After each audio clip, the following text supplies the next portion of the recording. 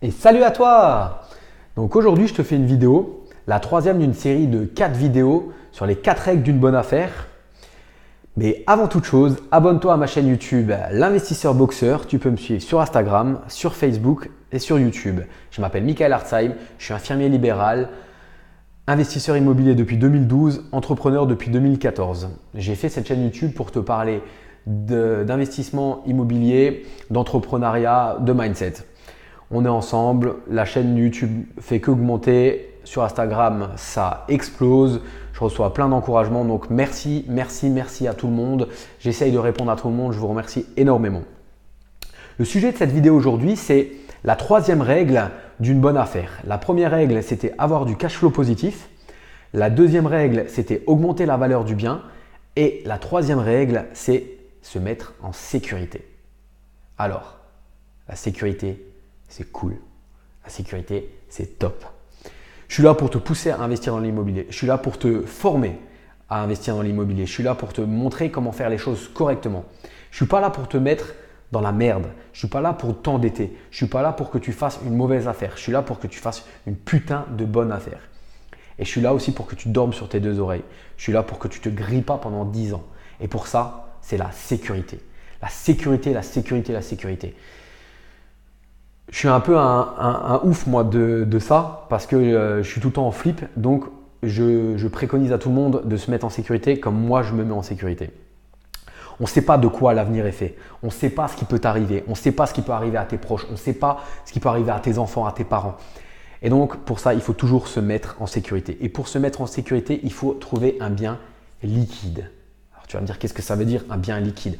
Un bien liquide, c'est un bien qui va se revendre rapidement. Alors, l'immobilier, c'est pas liquide. Si tu regardes par rapport à des investissements comme la bourse, où tu cliques, tu dis vendre, c'est vendu. Tu as les thunes, tu as l'argent sur ton compte. L'immobilier, c'est pas aussi liquide que ça parce que il faut le mettre en vente sur le bon coin, il faut faire les visites, il faut se mettre d'accord sur le prix, il faut signer un compromis de vente, il faut après aller chez le notaire, il faut que le propriétaire et le vendeur ait le financement. Donc, l'immobilier n'est pas liquide. Si toi, en plus, tu es dans un secteur où il n'y a pas beaucoup de demandes, si tu es dans un secteur où si ton bien est nul, hein, tu as vu la première vidéo, j'avais dit augmenter la valeur. Donc, si ton bien, tu n'as pas augmenté la valeur, tu vas le vendre, tu vas mettre 2 ans à le vendre et il ne sera pas liquide. Et toi, tu as peut-être besoin d'argent maintenant. Comme je t'ai dit, on ne sait pas de quoi l'avenir est fait. Donc, pour le vendre rapidement, qu'est-ce qu'il faut faire? Pour un investisseur, il faut déjà, si tu veux le vendre à un investisseur, par exemple un bien ou un immeuble qui est loué, il faut que tu lui prouves que tu as du cash flow positif. Donc là, on revient sur la première vidéo, avoir du cash flow positif. Acheter sous le prix du marché, on revient sur la deuxième vidéo en fait, hein, pour augmenter la valeur du bien. Ou alors, si tu l'as rénové, tout ça, rénover, acheter sous le prix du marché, avoir un cash flow positif, tout ça va te permettre de le vendre rapidement. Et comme tu auras acheté sous le prix du marché, par exemple, tu auras acheté un bien, dans ma dernière vidéo, je t'avais dit qu'on avait acheté un bien à 85 000 euros alors qu'il valait 100 000 euros. Toi, si tu le mets à 99 000 euros, et maintenant, par exemple, quelqu'un qui va acheter en résidence principale, tu arriveras toujours à le vendre plus rapidement. Alors, ça mettra le temps qu'il faut. En moyenne, tu peux compter au plus rapide, tu peux compter 3 mois si ça va vite. Si tu as un notaire qui est assez… tu as quelqu'un qui a le vendeur, l'acheteur, il a le financement et tu as un notaire qui est assez réactif. Mais voilà, il faut quand même compter ça. Donc, tu n'as pas l'argent tout de suite. Être moins gourmand. Acheter en dessous du marché te permet d'être moins gourmand. Moi, là, j'étais en train de visiter quelque chose, un investisseur qui me voulait vendre un immeuble de 2 appartements, mais il est trop gourmand. Je sais qu'au prix affiché, dans 2 ans, il est encore là. Bref, voilà. Et comment se mettre aussi en sécurité? C'est quand tu achètes un bien, je te conseille de toujours penser à la revente. Tu vois les vidéos que j'ai mis, les dernières vidéos que j'ai mis dans mes chantiers, j'ai acheté ce bien et je sais que je vais pouvoir le vendre en résidence principale. C'est une maison. C'est une maison mitoyenne. Alors ça se gère aussi bien qu'un appartement. Et en plus, il n'y a pas de charge de copro, il n'y a pas de syndic, c'est trop bien. Et je sais que je vais générer le coup de cœur en revente de résidence principale à par exemple un jeune couple ou quelque chose comme ça. Parce que tu regarderas les vidéos, il a été rénové avec goût et il est juste magnifique. Tu vois quelqu'un de 22-23 ans qui commence à travailler, qui veut partir de chez ses parents ou quoi que ce soit, ou alors un jeune couple qui veut s'installer, là ils viennent avec leur valise, ils n'ont rien à faire. Le truc, il est nickel. Donc, pensez revente. Comment encore se mettre en sécurité? En ayant de l'épargne. De l'épargne. Moi, je suis formateur, je forme mes élèves et le premier module de la formation, je dis, les gars, vous cliquez, vous mettez pause, vous allez voir votre compte courant, vous allez voir votre livret, vous allez voir votre fiche de salaire et en fonction de ça, vous mettez de l'épargne de côté. Vous mettez tous les mois, après avoir reçu votre salaire, le lendemain ou le surlendemain, un virement permanent qui vous permet d'avoir de l'épargne. Moi, je préconise à tous mes clients, mes élèves plutôt, d'avoir 1 an de loyer de côté. Tu loues le bien 500 €, il faut que tu aies 6 000 € de côté. Pourquoi? Parce qu'on n'est jamais à l'abri. C'est toujours pareil, on ne sait pas ce qui arrive. Tu as une fuite d'eau. Tu as une fuite d'eau, tu as des travaux, paf, le parquet il a gondolé ou alors le plafond il a une auréole et tout ça. Tu as 2 mois avant que l'assurance te donne l'argent. Comment tu fais? Il faut quand même que tu règles le problème.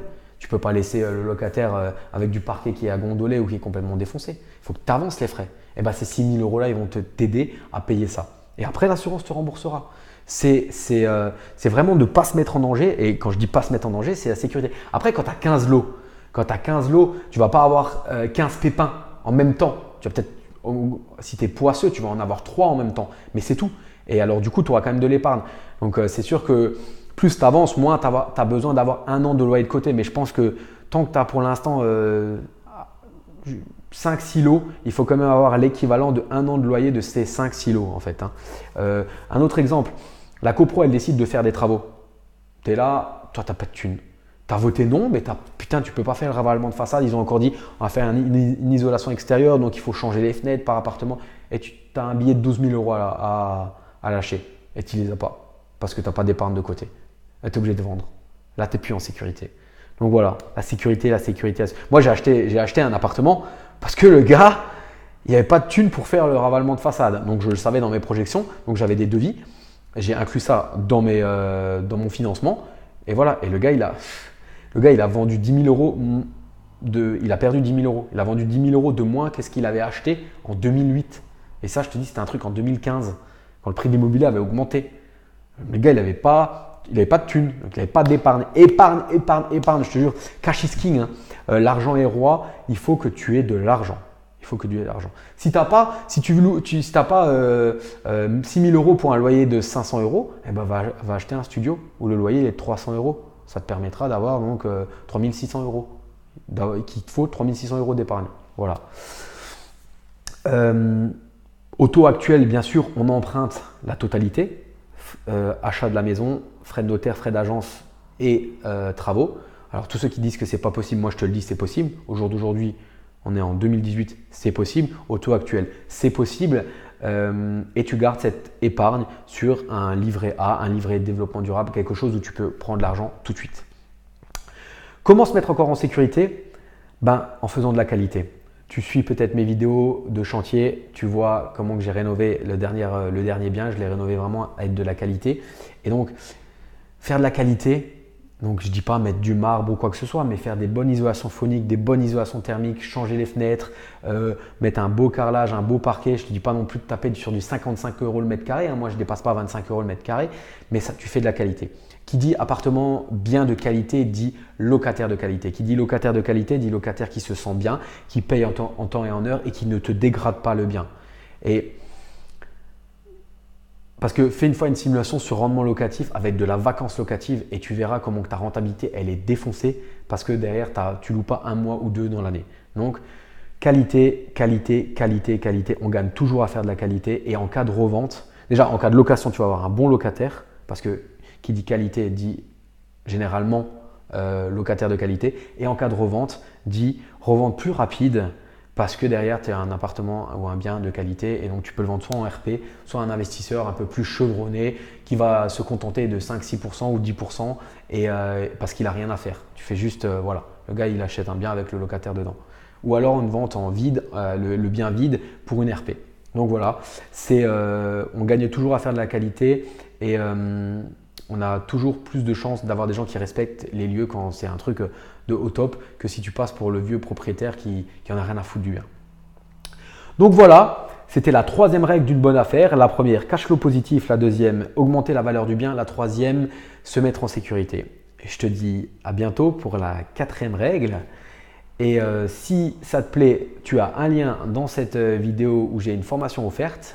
Tu cliques, tu mets ton prénom, ton email et tu reçois le lien. J'ai aussi ma formation phare qui a déjà permis à énormément d'élèves de passer à l'action et de faire de bonnes affaires. Donc n'hésite pas. Tu peux me suivre donc sur Instagram, sur Facebook, sur Twitter. Abonne-toi à ma chaîne YouTube L'Investisseur Boxeur. Et puis je te dis à bientôt pour de nouvelles aventures immobilières et du mindset. Salut!